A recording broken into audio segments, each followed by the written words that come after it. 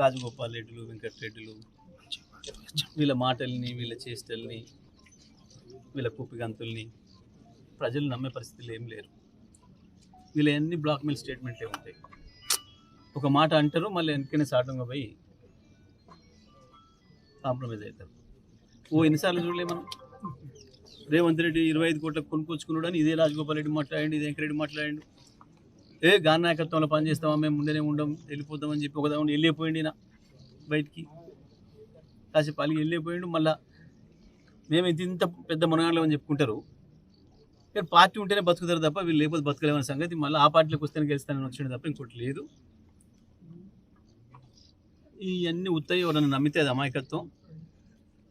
కేవలం పదవుల కొరకు బ్లాక్మెయిల్ చేయడం కొరకు మాట్లాడే తప్ప ఇవి నిజంగా మాట మీద నిలబడే మనుషులు కారు వీళ్ళు.